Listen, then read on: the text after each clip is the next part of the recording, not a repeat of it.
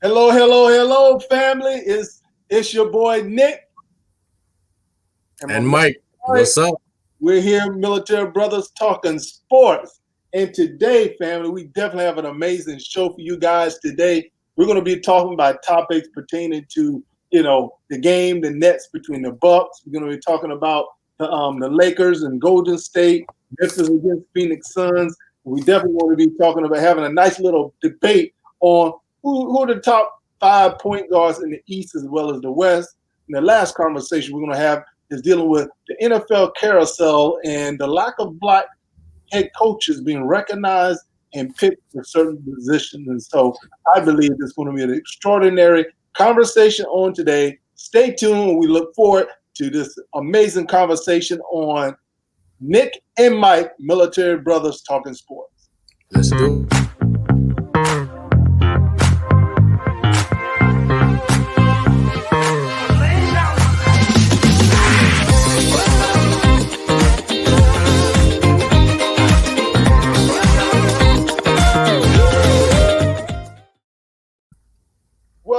What's up, family? We'd like to welcome you guys to our show. We're excited about this amazing conversation we're going to have today.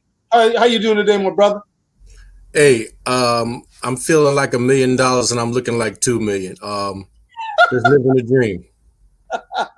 That's what I'm talking about. Living the dream. Family, we would love you guys to definitely subscribe to our page. Go to you, subscribe to our page, support us. We're going to be having this conversation. We love you guys to chime in. We want to hear you guys' thoughts. We're going to really get into this amazing conversation and this joyous time. We're talking sports. We want you guys to feel a part of, see people starting to come in, welcome aboard. Love you guys to be a part of the team. And so, Sure. before we get started, family, first thing we're going to be talking about is that amazing game between the Bucks and the Nets on yesterday. Mike, what was your thoughts on that game? Well, I actually watched the game, and let me tell you what I noticed. I noticed James Harden passing that ball more than he's ever passed in his career. I mean, his assist is going to be out of control. Knows his role. Of course, he can score 30 plus, but let me get this thing to KD. It's his squad. And, once again, I think this is Kyrie's 7th game out. They handled business. I love the way Harden's passing the ball. Hey, man, that's the one thing that I noticed. But you think about it, man, Harden, man, he was always a willing passer. The thing I didn't like in the D'Antoni system was all that dribble. And I was like, man, it really just turned me off. But to me, again, no one's going to stop Harden from scoring. So, but at one point, he led the league in assists. And now this brother's having like 11 assists a game. A couple of years ago, the cat led in assists, and D'Antoni was big on shooting a three. But to me, man, there is a lot that this brother brings to the table that really make them, attractive and make them an amazing squad. So my thing is that, man, you really have to keep your eye on this team. I like what I saw on yesterday. KD is a killer. As you know, KD is that killer. You're gonna have this on him. Harden is gonna get his shots. But to me, they have the right pieces around them that allow them to be successful. And Kyrie is not back yet. I'm just want to focus on the game of what they did without Kyrie. Right. Score was 123 to 125. So they put the point to put the score in there. So my thing is that they were competitive and they won the game. Yeah, first of all, Kevin Durant is a almost 7-foot sniper. There is no stopping him. He can go in. He got an outside game. Harden passing the ball is incredible. And like you said, I wasn't really with all that dribbling and the step back. He got all the kids in America walking, with that the double step back. How does it even happen? You mentioned D'Antoni earlier. I have problems with him. How does he keep a job? Every team he goes to, when they don't bring it, he dips and he's hired again. And I got personal vendetta because I don't like the way he walked off from my Knicks a few years ago. But I'm a move past that. I'm gonna try to get past it. I appreciate what James Harden is doing. He's not trying to take over. He's a scoring machine. You can't stop him. And they did well last night. I saw a tad bit of home cooking. I want to touch base Okay. because it looked like somebody was locked up and fouled up under the rim, and they didn't give him the foul. I watched the game to the end, but Durant and Harden together, that's a dangerous combination. Yes, dangerous combination, man. And I tell you what, that is definitely going to be a vulnerable team that you're going to definitely have to keep your eye on. And then we can transition to the Bucks side of the ball. My thing is that, Giannis, yes, he put up, over 30, had 12 boards, 7 assists. But my thing is, down the stretch, I think the last couple minutes, Giannis only took one shot. How is it that you're a $200 million, player, and down the stretch, you only taking one shot? To me, man, that's unacceptable. There's no way in the world Middleton should not be that closer. And to me, man, that has always been Giannis' problem as far as when we need for him to step up, like, okay, he disappeared. Saw that 2 years ago against Toronto in the playoff. Last year, even though he got hurt, but whatever the case may be, but it's like regular season, they do this, in the playoffs, it's like, okay, is this really, these guys really, what their record display that they're going to be. So my thing is that, man, they really, really, really, it really, really have to step their game up. And so I'm disappointed in Giannis because I think he has a good enough team to where they can be productive. But right. I think Chris Middleton kept them in the game. I was watching the whole game and I was like, okay, so this is the premier dude. Let's not forget how Giannis got locked up in the playoffs last time because he likes to do that Euro step at 7 feet. And all you got to do is clog the lane and he has nowhere to go. Giannis has developed a jump shot. Giannis is actually compared to Durant. I don't know how and why that is. He's nowhere near Durant, not on that level. Yes. He got some nice assets. He brings a lot to the table. I get it. But if you lock him down. My thing is that Giannis games, I think Giannis should pattern his game more after Tim Duncan than you talking about Kevin Durant. And if he become that mid-range killer like Durant, Duncan. Thank you very much. Like Duncan was, to me, that's what I see. You got your face frowned up. That's a lot to ask. That's a lot to ask. TD? Dude can hit an 18-foot bank shot. He's nice at the 3. That's a lot to ask of Giannis, man. And Duncan's been doing that since he was in college. I know. I'm saying Giannis should pattern his game more. Oh, pattern. Yeah, because my thing, he's trying to shoot the 3. And this is the thing I don't like about the NBA. Everybody's trying to shoot 3. Even Lopez, the center, is out there shooting 3. So I'd have benched him. I'd bench Lopez if he ever took a 3 in my watch. Hey, but look, he's one of the best. Go get Lopez. That's the crazy thing about it. My thing is that, dude, you 7'12", and you out shooting 3-point. Man, I can't stand that. And so, like, Giannis have allowed people to get in his head and want him to be something that he's not. I understand, he handled the ball or whatever the case may be, but I'm like, dude, no one's going to stop you from going to the basket because you're so long. Mm-hmm. I seen one time, he caught the ball at half court, full sprint. He took one dribble, got to the basket, and dunked it. Dude, I'm like, seriously? But if you cut that lane off, the lane off, well, it was proven, and I like Giannis. Of course, he's not on KD's level. For him to pattern his game after Tim, he would probably have to go into the gym with Tim and talk to Tim and just work on fundamentals. That was his name, the big fundamentalist. Giannis, that's a huge step for him to take, but he's going to have to adjust. If he has another outing like he did last playoffs, getting locked down, shut down, a lane cut off, he's in trouble. There's no way a big man like that shouldn't have an 18-foot jumper. But my thing is that with him being a 2-time former MVP, that isn't a lot to ask.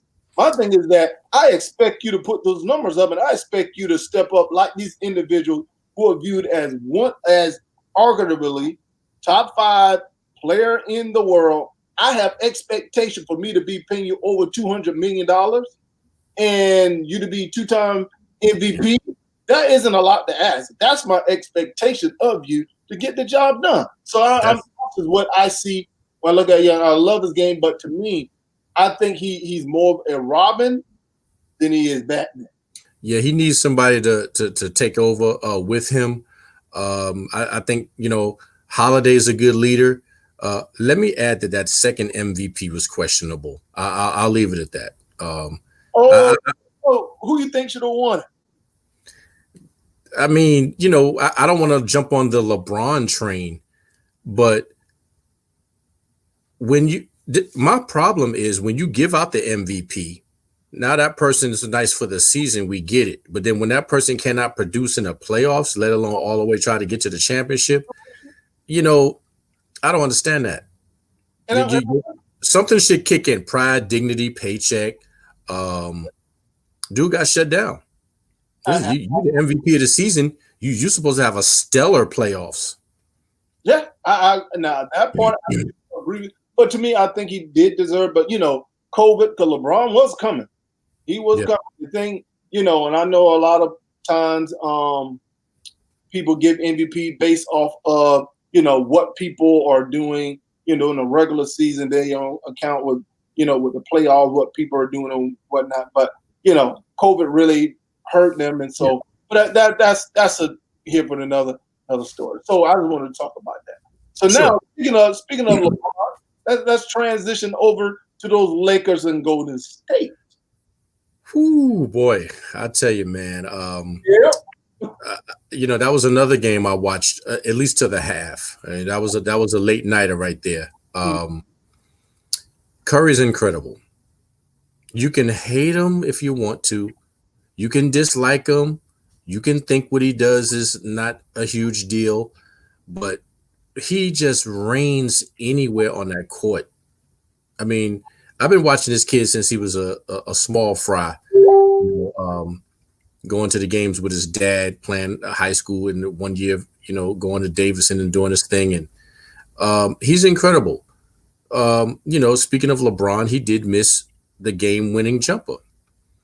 Yeah. But I think his body was a little bit twisted, a little out of position, might have been forced. But if you're the man, you got to take it.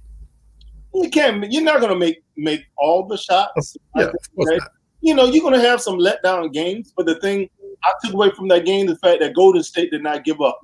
Lakers had a game, and I think the Lakers, they looked at it, they kind of felt they probably had it in hand, but they kept fighting. They stayed in the game.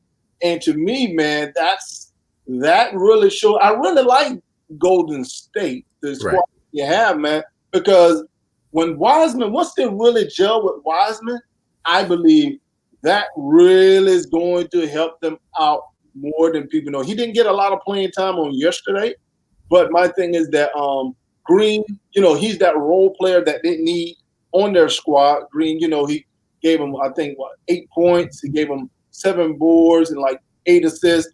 I mean, Green, he just play a role on their team that they need. He doesn't need to score a lot of points, but that rugged, he's the role he is, and he was the one who ran up to defend LeBron on that last second shot. Yes. Green's so happy Curry's back. I'll say that.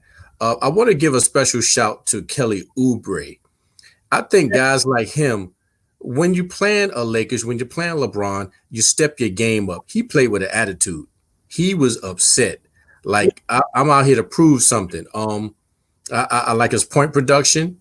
Don't know if anybody's aware of this. He got a technical foul last night because he blew a kiss at Montrezl Harrell after a play.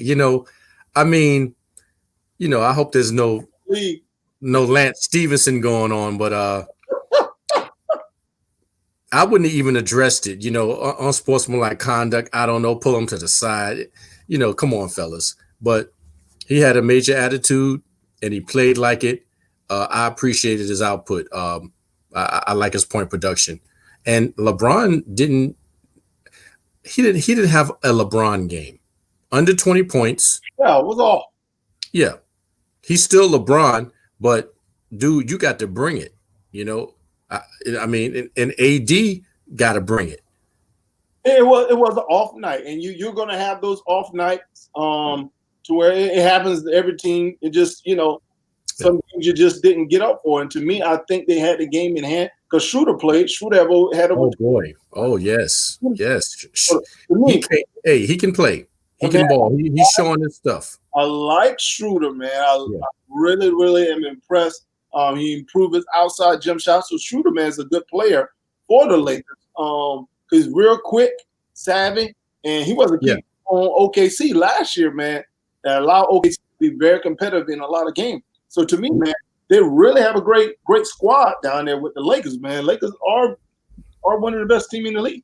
And he was handpicked. Let's be real. LeBron handpicks his people. He sees who has what, who can bring what to the table.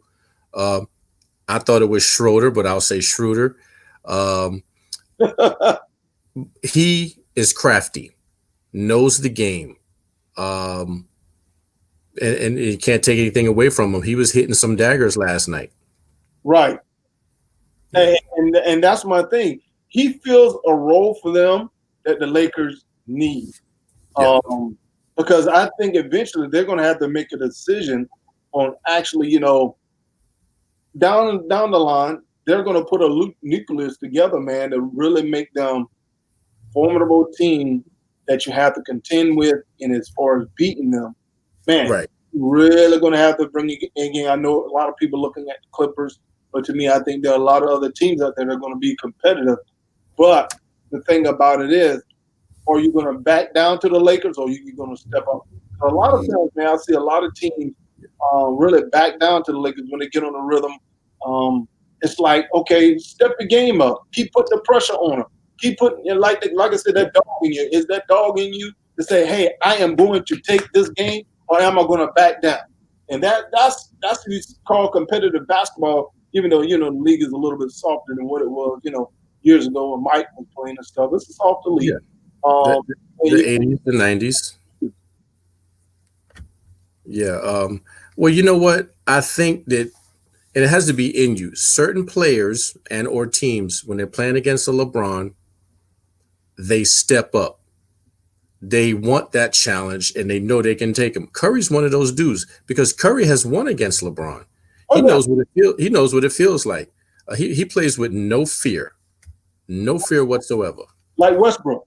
Westbrook isn't scared of anybody. He don't care who he's going against. To me, Westbrook is that he has that dog inside of, and even Draymond Green. My Draymond don't care who it is. I'm just saying. You smile, man. My thing is that as it pertains to Draymond Green, he plays that role on the Golden State team. To me, Golden State is the perfect team, and they're paying him accordingly for what he brings to the table.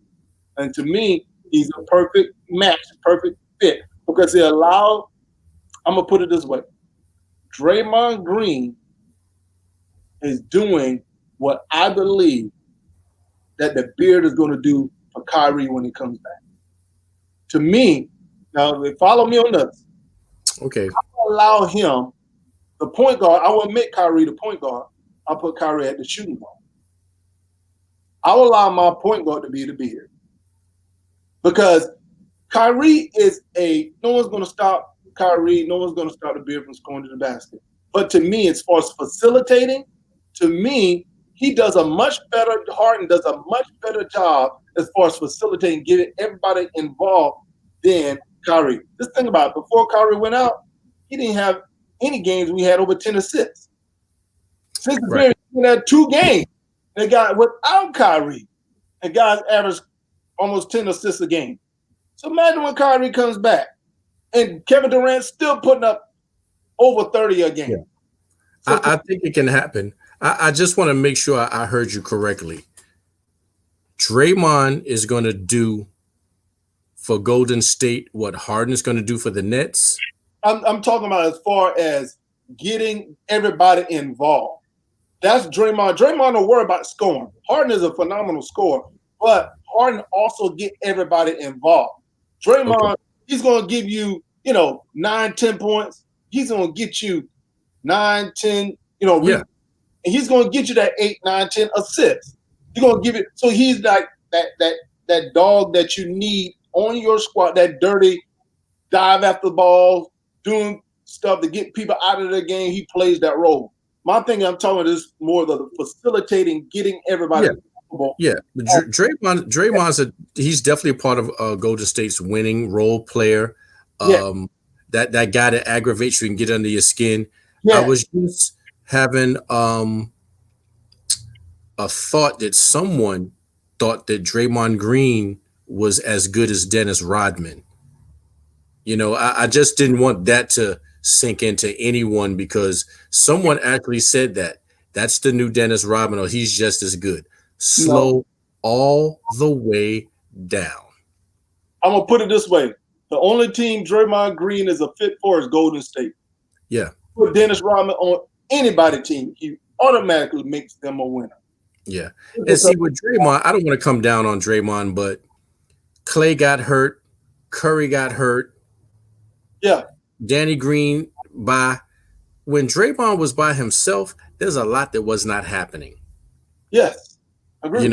He has to be surrounded with good players. Yes. And that's obvious because he can only facilitate when there's good players. His points per game and rebounding was somewhat atrocious when he was solo. Well, they view him not as a major threat as far as the offensive end of the floor. Right. He's more of that role player and just going. So, but anyway. So now we're going to move to our third game, and that was the Phoenix Suns against the Memphis Grizzlies. Man, Josh showed up on yesterday, did his thing on yesterday. As you know, we were talking about Phoenix and how well they played on yesterday, but Booker did not show up. Booker, Booker only had 12 points. I'm like, you're averaging 20-some points. My thing is that on the defensive end, it was an off night for D Book. I hadn't seen him play like that in a while. But back to what you were saying, Ja did his thing. He's anybody can go full speed left and right and does the things that he does. It was a good game. I saw a couple of highlights. I think Ayton did his thing, played very aggressive. Chris Paul, great facilitator once again. Just magically finds this dude. Chris Paul is probably one of the best guys to throw alley-oops because he used to make Tyson Chandler look like a superstar. So he's good if he's doing that. But my thing, the thing I think that separates Memphis Grizzlies from a lot of teams, because I don't know if you noticed, they've won actually 5 games in a row. And before that, Ja was hurt. Like I said, Jackson is hurt and Winslow's hurt. Mm-hmm. Get all those guys back, man. It's going to be interesting. The reason why I say that is the Memphis Grizzlies has a really good bench. So if you have a good bench, your starting 5 can be competitive. But if you continue to keep pressure on and keep scoring going, when you bring your second 5 in, that puts a lot of pressure on teams. And to me, like I say, when Winslow comes in, dude, Clark is playing great. So really, man, Memphis really is a team you better keep an eye on. And even Phoenix Suns. Phoenix Suns have a pretty good bench as well. They have a couple of players out, man. So you have to keep an eye on Phoenix as well, like we said. Definitely. Booker will come out of his slump that he was in last night. Chris Paul's going to step up, once again. So they'll complement each other. Very dangerous in the playoffs. Very. Yeah, very. And man, hey, I love Aiden down in the middle. I like big men who can play big. If you're a big man, play like a big man. Dude, that's all I ever ask of anybody big. Yes, that's my thing about the NBA. Everyone wants to be a perimeter player.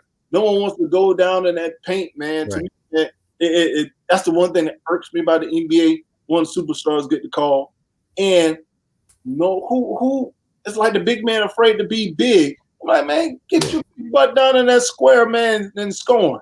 They're worried about getting their rib cage touched. Get in there, mix it up. Need a big man that can pound down low, get it in, catch the alley, you turn and dunk on somebody. Right. And to me, that's what Aiden does for the Phoenix Suns. He gives them that threat on the inside, and now it's like, okay, if you don't help out and I'm killing on the inside, eventually going to start helping out. Now it makes the outside game that much easier. So to me, that's what they actually need. That's why I like even Valanciunas with the Memphis Grizzlies. I love Valanciunas with them. I mean, he plays that role for them. I mean, he slow and consistent, like my man. That's how he plays. Yeah, I mean, he's not too fast, not too slow, but he gets the job done. He put the basket in the basket, and I love the way he plays. I believe he plays a great role for the Memphis Grizzlies, and the style, man, is great. I want to touch base back a little bit. Let's go back to Brooklyn Nets for a hot second.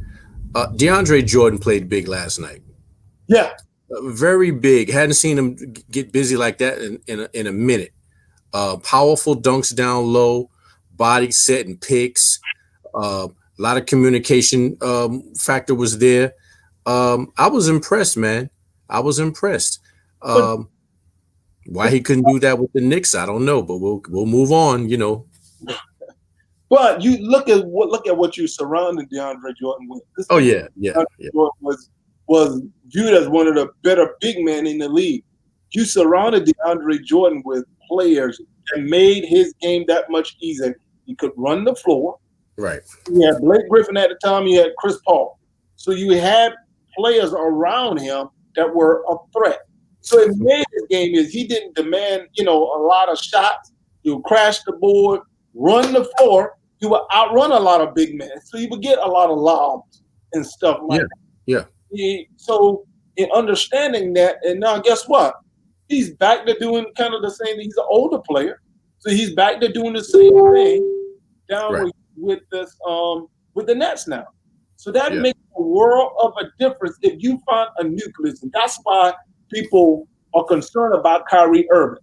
If he's going to come back and fit in with them because they're establishing a great nucleus. I'm interested to see how they're going to play with Kyrie, but it also put Kyrie on notice. Kyrie, man, he does a lot of great things. He just supported family, a house. He does a lot of charitable work. I listened to him on an interview today. He's saying a lot of people just don't understand him. But my thing is that, dude, when you're on that court, man, you're one of the best point guards in the league, which we'll get into a little bit later, talking about or rating our point guard. But my thing is that, do you fit? And to me, by bringing James Harden there, it puts them on notice. They're proving like, hey, listen, we proved that we can win without you. Yeah. You hate to say they don't need him. If you slide that in there to be right up, what's going on, Tracy Chambly, T-Cham. Let's be real and call it what it is. Kyrie's really not needed. And the fact that he took, 7 games off for some personal reasons, most sport fans just want the athletes to come to work. Now, if you had 2 people in your family and they had birthdays this week and you did whatever it is you needed to do, you're going to have to just rearrange that around your basketball schedule. Correct. And I don't know how personal it was. I'm just going on hearsay. Then there's word that you were out without your mask, and there's this and there's that. And I understand the charitable gesture he did. That was awesome. But people pay good money. You got a nice contract. You're getting paid X amount of dollars to hoop. So hoop. I'm gonna put it this way. Kyrie has to be careful that he doesn't end up like Allen Iverson. When Allen Iverson gained, when he was at the top, there's no problem paying him and stuff. But once his game took, a little hit, it was like They started trading him to Denver. He became a journeyman. And so now they start viewing him as a player that's no longer needed. Grizzlies, Pistons. Yeah. And let's not forget that Iverson had too much pride to come off the bench. He stated that I'm not coming off the bench for nobody's team, and henceforth the sitting out, the retiring. Cost him a chip too for having that mindset. So, yeah. But anyway. All right, my brother. Now we're about to get into a nice conversation. As far as we stated, yes, we're going to talk about the top 5 point guards in the East as well as the West. I don't know what are your top 5? I mean, you can talk about each one. Oh boy, let me see. Let me go East. East. Well, you know what? We talked about him, so we might as well put him in there. Got to put Kyrie Irving. Got to put Kyrie. Handle is flawless. Finisher. Can make the ball do anything. Has a lot of English on the layups. I'm going to slide Jaylen Brown in there. Yeah, I got Jaylen Brown. I love his work, man. I've been watching the kid since high school. Okay. And he just comes to work. He comes to work. Okay. I'm going to say Westbrook. Okay. I got Westbrook. We don't even have to talk. His body of work explains itself. Let's see. I'm gonna put Harden in there. I'm throwing Harden in. So the reason why I didn't put Harden in, I view Harden as a shooting guard versus a point guard. Well, and that's because either Harden's the point guard or Kyrie's the point guard. Okay, see, Kyrie's not there yet, so I slid him in. Okay, that's why I didn't include Harden. Yeah. Shooting guard. Okay, and I got I'm gonna slide Bradley Beal in there. But Bradley Beal's a shooting guard too. But he can switch it up. I like guys that can get it done on both ends, man. It's nothing for him to bring the ball up and shift gears. I think he's on a personal mission because he got left off the All-Star team the other year, which he should have been on there due to his stats. Yeah, but because Westbrook plays the point. And that's the only reason why I say that. So, but I'm just. I doubled up. I took 2 from 2 teams. That's my cheat. Okay. So on my East, I started with Kyrie.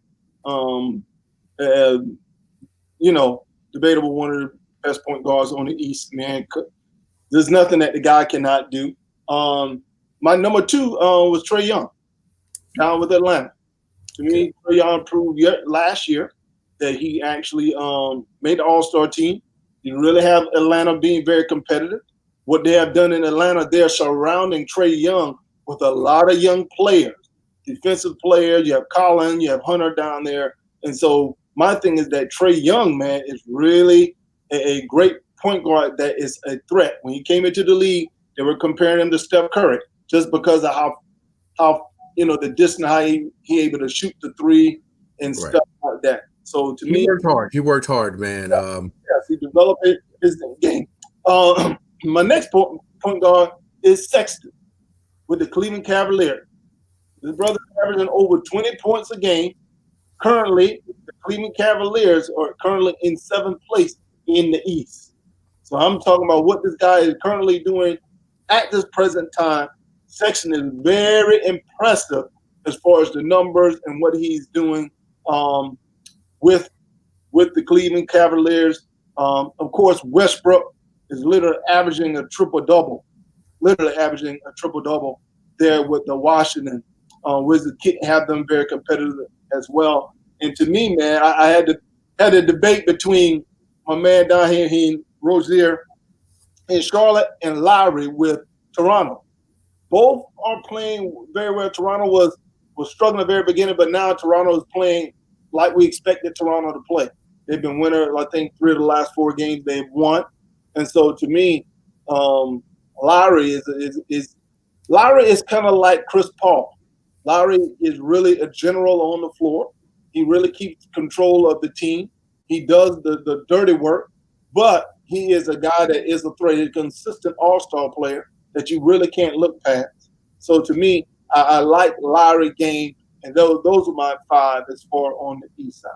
So you who was your last one?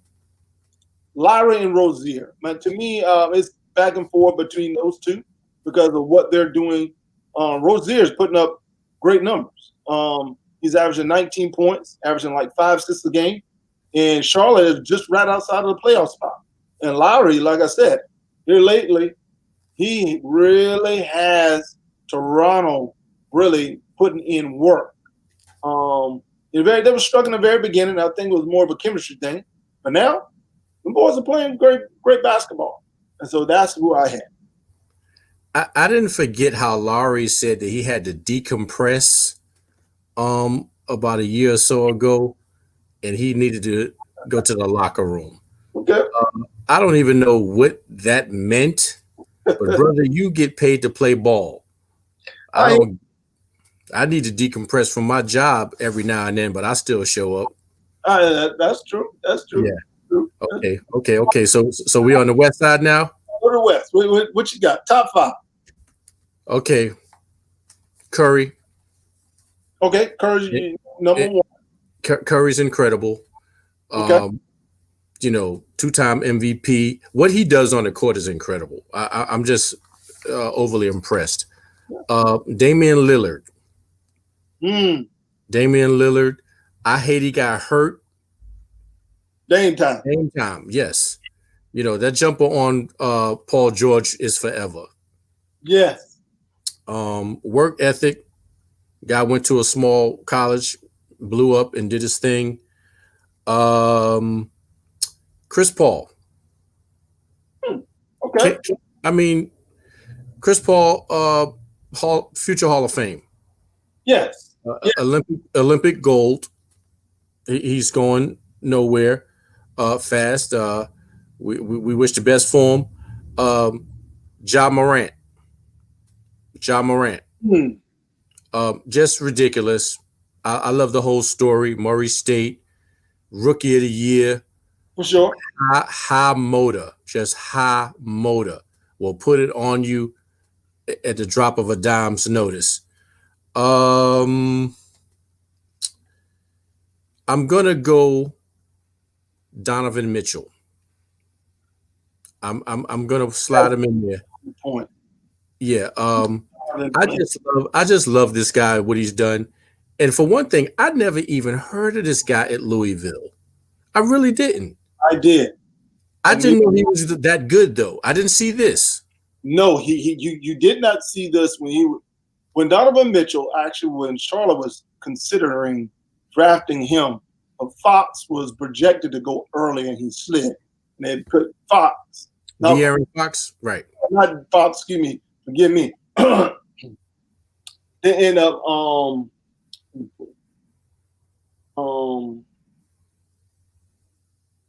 one second. I lost my Malik Monk. Oh Malik. Yeah, out of Kentucky. Yeah. They were a lot of Knicks fans were upset at the fact that you guys didn't draft Monk. But at the time, Charlotte. Yeah, you're right. They were looking at drafting Donovan Mitchell, but Monk slid. Because Monk still is a great shooter. I don't even know why I was not playing him more off the bench, but that's coach decision. So they end up, but Donovan Mitchell, man, was a, I think he had maybe like 13, 14 points a game with that. So, but anyway, yeah. So, but I look at more or less, like I said, Donovan Mitchell more of a shooting guard, but I think he is playing point with. No, he's not playing point guard. They actually have Mitchell play shooting guard. Yeah. Now that I think about that. I got someone who's just as hurt as I am when the Knicks didn't get Ja. That's when the Knicks didn't get the second pick, the little lottery deal. Boy, there you go. Boy, I tell you, it was brutal. It was brutal. Conley plays point guard for the Utah Jazz. So Mike Conley Jr. plays point guard. So they have him at the shoot guard, but that's here and there. But My top five is actually one is Dame Lillard. Dame time. To me, he's the best point guard in the West. Give me Damian Lillard. Dame time. Give me Steph. Steph is number two. Steph Magnificent. Stephophilus. When he comes to Charlotte, he always come down here, does a lot with the community and stuff like that. Number three, yeah, my man. Number three is my man Ja from the crib. He has Memphis, man. He the thing I love about Ja is that when he came to Memphis, he came with a mindset of really transitioning the franchise to that next step. Right. We knew Zion was going to be the number one pick. Mm-hmm. But everyone was trying to get that number two pick, knowing what he brought, what he could bring to a franchise and organization. Number four, I had CP3. Okay. Yep. The general on the floor. Had to go with CP3. What he did with OKC last year, and actually what he's doing with Phoenix Suns, I believe CP3 is really, hands down, definitely first ballot Hall of Famer. I would love to see him get a ring. Hopefully he can do it with Phoenix. And my number five, man, is Darren Fox. Yeah. But high motor. Darren Fox, man, he will get the ball down the court. So to me, man, Darren Fox, man, I love his game. It's like they really have enough nucleus, enough players there, man, to be very competitive. They've been playing pretty good basketball in the beginning of the year. I'm interested to see if Luke is really going to get those guys over the hump. Really see if he's going to be the coach that people say he was. But the one guy we left off, but you're going to have to keep out, is John Wall. Yeah, John Wall has an incredible skill set. Been watching him since Kentucky. He can flat out play. We have to move past his off-court antics and concentrate on his career. I'm just interested just to see what Houston does now that Harden is gone. Woods, he didn't play last night. They're resting him. They lost last night. Woods is actually playing great for them down there. That's why I really wanted Charlotte to actually sign.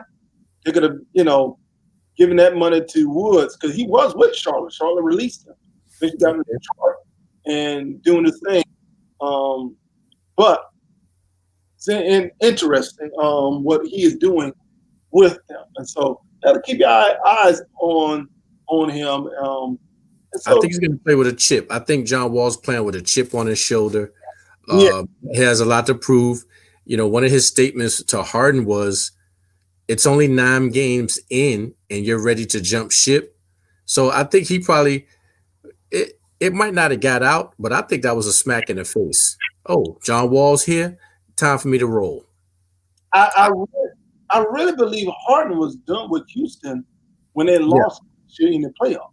I really don't think it had anything to do with John Wall per se. I really think it had everything to do with Harden just being tired and really wanted to go someplace to where he felt like he didn't have to carry all the load. He just wanted to play a role to where I can carry some of the weight, but not feel that I have to carry all of the weight. And so, and if you really look at the last championship last year, the Lakers, man, they won the championship without really, like they said, without a coach. And really, you really think about it. LeBron's the coach. Let's be real. LeBron's the coach. What he says goes. He calls the shots. He makes the substitutions. Mm-hmm. He sits when he needs to. Yeah. And so now that load is it's a little bit lighter being with those boys with the Nets. So I really believe that's why. Just think about it. Even if he would have gone to Philly, but if he would have gone to Philly, they would have had to give up Ben Simmons. And to me, that would not have been the best move as far as him winning the chip. If he wanted to win a chip, then Ben Simmons needed to remain on that team versus leaving that team. And so I'll say this: I was never really a big Harden fan. okay. He has a lot to prove because it seems like they gave him everything in Houston: a big man, a point guard, a shooting guard, and that's Dwight, CP, Melo. What more do you want? So if he's not the problem, go ahead on over there to Brooklyn and do your thing then. I really believe that when he was actually to me, he should have never left OKC. To me, the organization really did him a disservice by trading him because he never wanted to leave. If you watch that documentary, he stated he did not want to leave. And just think about it. They just won. Dude, he had one more year remaining on the contract. I believe that he would have taken a deal. And my thing is that, dude, I believe that they would have actually won a championship if the organization would have been patient. Without KD? No, they would have won it with KD. Okay, gotcha. I believe that they would have actually that Ibaka down there too. Forget about him. Stephalosha. Come on, man. So I'm like, dude, they really had a nucleus down there, man. It's like, dude, they would up and coming. I would have never traded James Harden. I would have kept him there. And to me, that really hurt. That trio was incredible. I mean, all three have left and became MVPs. That goes to show you something. Yeah. But, all right, man, we're going to roll on to our last topic of the day, which is dealing with the NFL, man, and the NFL coaching carousel. As you can see, we have, you see down the bottom, man, all the head coaches that have been hired. I see. Yes. But the one thing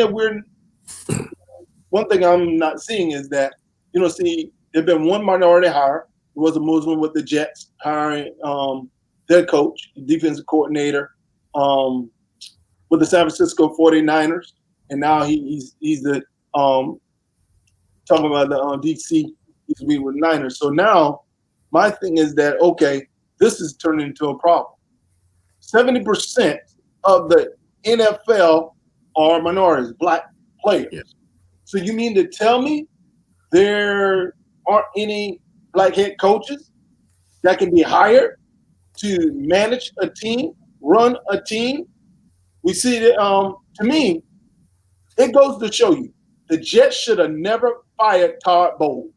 The Jets had a better record with Bowles and they fired him than the guy they just fired. So that goes to show you, Todd Bowles wasn't the problem. You're absolutely right. And the Lions were in that same situation. Yes. Brothers are more than qualified. We can go all day. There's no way you can have an offensive coordinator, defensive coordinator. These teams are going, all the way. And these guys can't, take over and man the helm. They could easily steer a ship. One guy that I know is on everybody's radar, I think is Eric Bieniemy. Yeah. He's the OC for Kansas City. Yeah, Eric Bieniemy. Know him very well. Very qualified. Yeah. Now, I heard he has 6 interviews, and that's nice and dandy. It's beautiful. Yeah. Where are the offers? I agree with you, Tracy. Where are the offers? I agree with Tracy 100%. Cardwell, what they did to him was unexcusable. Unexcusable. How the world, and that goes to show you, man, how, and someone made a comment about the league today, it's difficult to tell a multi-billionaire what to do. It's difficult to tell someone who has all this money. So to me, the league is going to have to come up with something to make it a level playing field to where the head coaches, black head coaches, minorities, are given an opportunity to actually, coach. We got literally 3. Rivera, we got my man down in Miami, and then of course we got Mike Tomlin. Are the only 3 minority other than the Jets just now making their hire, only 3 head coaches in the league. But 70% of your league is black. Yeah. Something has to be done. So listen, we got some vacancies. Detroit Lions, Philadelphia Eagles. I think Houston's on board as well. Correct. So I tell you what, let's take them. Let's take them step by step. You said Houston. Do you believe that's a good? Do you believe that will be a good place? Even though I understand we're looking for the opportunity, but do you believe that that is a good organization for a black head coach to go to, and run that organization, run that team? Is this with or without Deshaun? In their current state, with Deshaun Watkins right now. With him there, With him, I can see it. I can see it. I can see it with him because he will make the difference. I don't think he's gonna bump heads with a new coach, especially if he respects him. Now, if I were to get that head coaching job, I would trade Watkins. And there's only a couple of teams I would trade for. And I'm only looking at Houston. It's because Houston doesn't have a first-round draft pick or a second-round draft pick. So what I'm trying to do, my most valued asset is Watkins, but I would trade for Darnold. Darnold's really not a bad quarterback, but I would ask for assets. I would ask for 2 first-round draft picks and like 2 second-round. I would try to do like a pull off what the Dallas Cowboys did with Herschel Walker.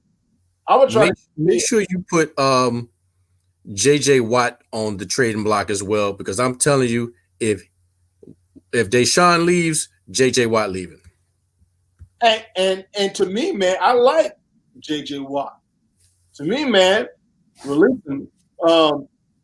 Let him come down here in Pittsburgh and he can go side by side with his brother. That means we don't have to sign Dupree all that money, because Dupree's going to ask for at least $15-16 million a year. Right now, Pittsburgh is strapped for money.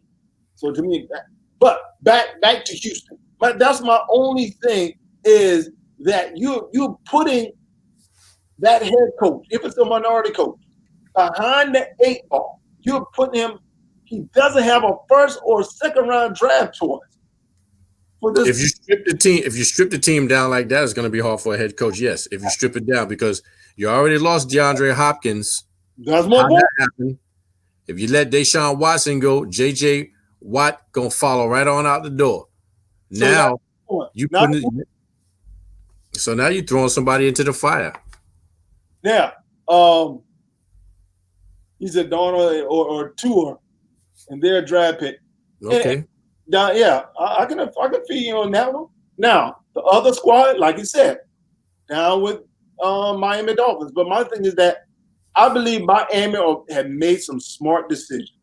They've really replenished. They're really rebuilding that organization franchise.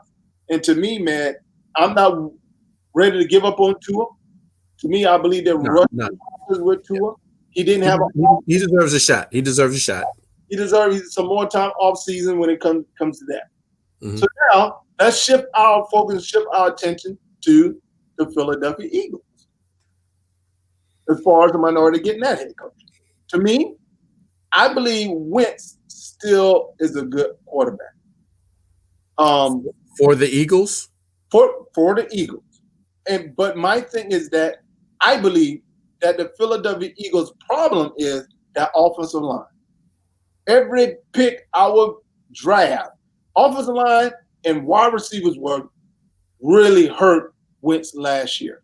Jackson got hurt. Jefferson's got hurt.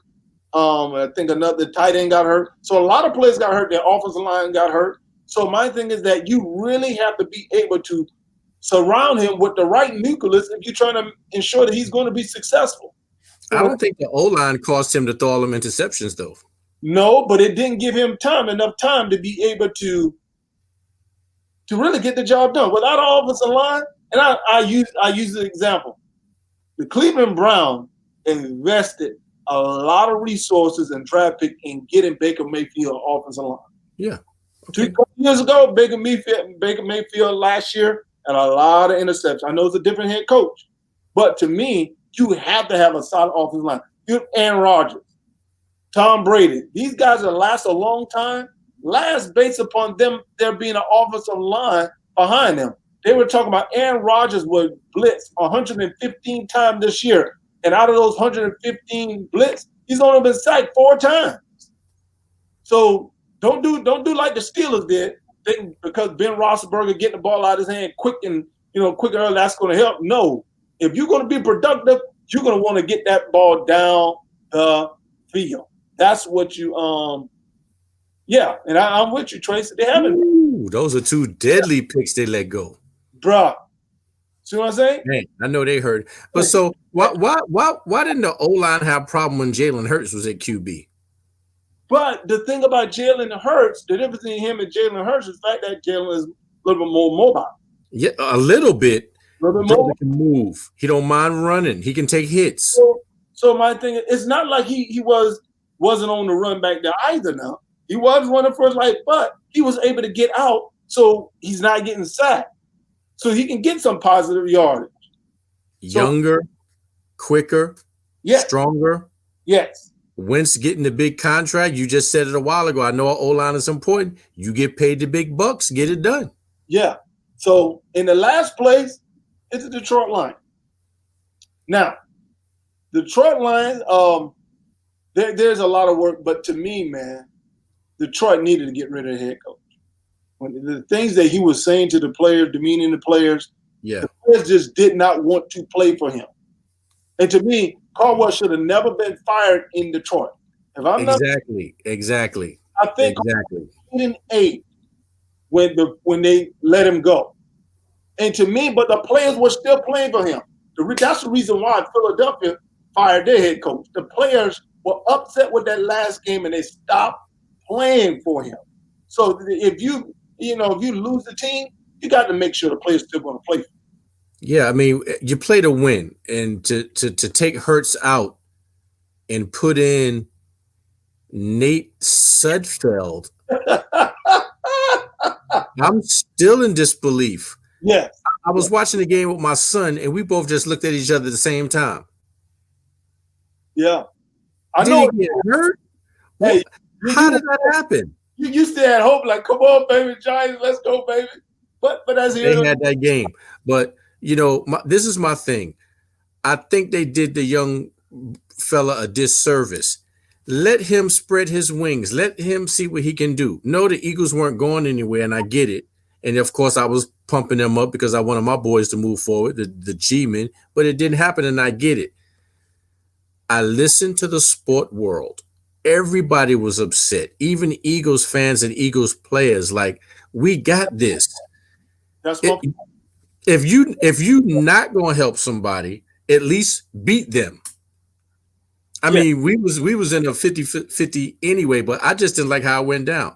That's like somebody throwing a fight, throwing a baseball game, throwing a basketball game. Oh, let's throw in the towel. It was just didn't sit well.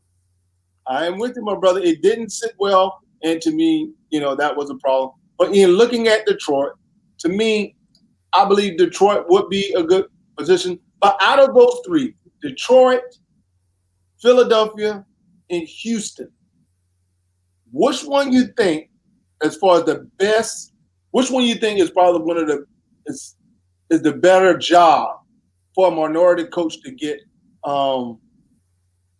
If you had a choice, which one you think is probably the better job? I'm gonna go with Detroit. You have to believe in Matt Stafford. First, believe in Matt Stafford. I like Matt Stafford, man. The dude is tough. He got years in. He'll give you his all. I believe that Detroit is probably in a position to give a minority coach another chance since they did Jim Caldwell wrong. They need to redeem themselves. I think, to me, I believe that actually Philly actually is the better suit. I was leaning towards Houston, but the reason why I'm not going to pick Houston is because of ownership. Houston had bad ownership. They had the better asset, but ownership is going to make it very difficult. But to me, I believe it's difficult to win in Philly, but to me, I believe that Philly have a franchise quarterback. Stafford is older. Really, if you think about it, man, Stafford probably – I would love Stafford to come to pitch. 32. He's 32.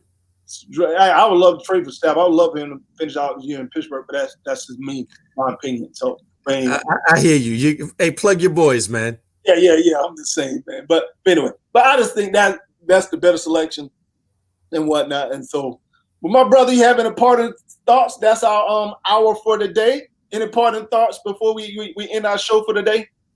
Well, hey, I think we had a great time. Yeah. Not bad for day 2. I appreciate Tracy Chambly chiming in. Yeah. And hopefully we can get some more people coming through. And let's make it do what it do. Yeah, I appreciate you guys for chiming in. Make sure you guys subscribe to our page, share it, get people involved. We love you guys to be a part. Thank you for chiming in. Thank you, Tracy, for being there, chiming in, conversation with us, man. And we, like I said, we look forward. You guys continue to join the show. Nick and Mike, Military Brothers, Talking Sports. Peace. Thank you. Peace.